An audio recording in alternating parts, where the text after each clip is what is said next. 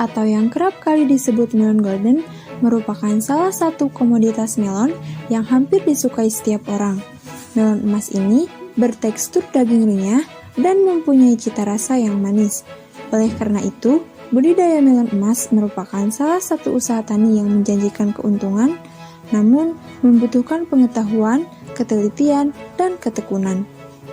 Pada wawancara kali ini, kami mengunjungi kebun melon emas yang terletak di daerah Sukahurip, Kecamatan Taman Sari, Kota Tasikmalaya. Petani yang menekuni budidaya melon emas ini adalah Bapak Dadan Ridwan. Beliau berusia 30 tahun, terbilang petani milenial.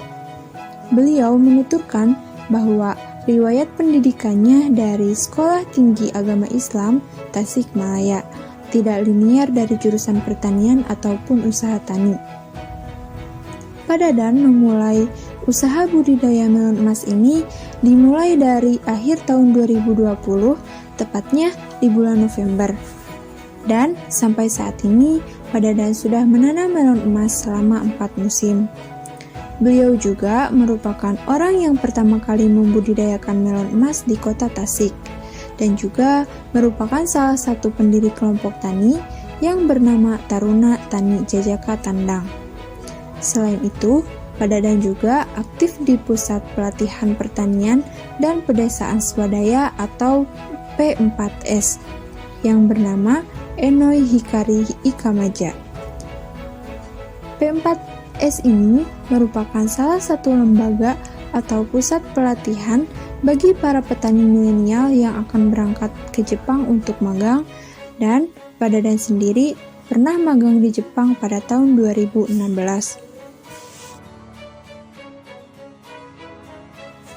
Perbedaan melon emas dan melon hijau itu bisa dilihat dari wujudnya.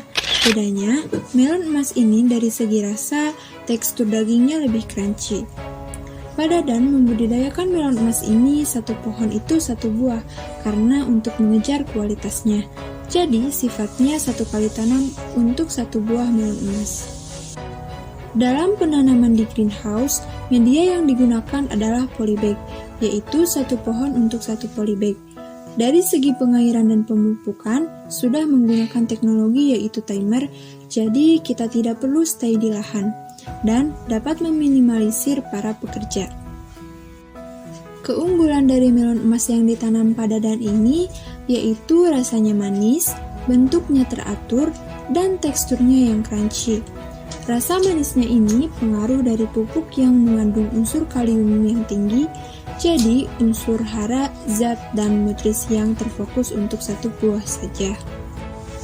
Jika ditanam di greenhouse, melon emas tidak mengenal musim, dan kegagalan yang terjadi yaitu sekitar 1% yang diakibatkan dari polinasi. Untuk polinasi di greenhouse ini dilakukan secara manual, dan waktu yang bagus untuk melakukan polinasi itu pada jam 7-11 siang.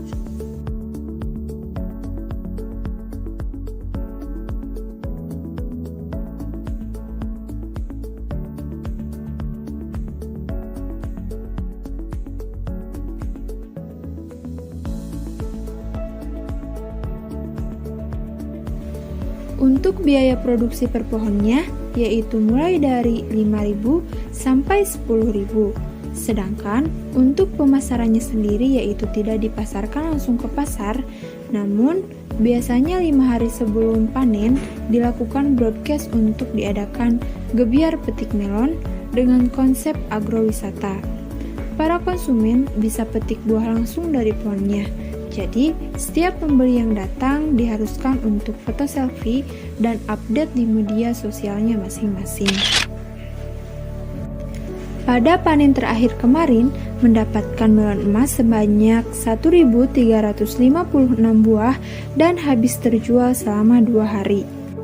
Untuk harga yang ditanam di greenhouse bisa mencapai 30.000 sampai 45.000 per 1 kilo.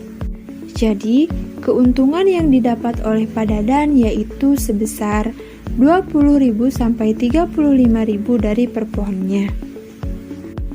Omset terbesar yang pernah dicapai oleh Pak Dadan dalam satu kali panen itu bisa mencapai 50 juta. Untuk membudidayakan melon emas ini, perlu memperhatikan beberapa faktor yang bisa mempengaruhi kualitas hasil panen yang didapatkan, yaitu kesuburan tanah, iklim, serangan hama penyakit, serta beberapa faktor lainnya yang harus diperhatikan para petani selama proses pemeliharaan berlangsung. Pak Dadan menyebutkan bahwa selain budidaya pertanian, juga butuh regulasi kepastian harga untuk petani, butuh perlindungan, serta kebijakan.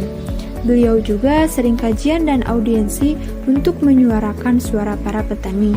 Ia berpesan kepada generasi muda, khususnya para mahasiswa, agar senantiasa ikut berpartisipasi dalam menyuarakan hak-hak para petani.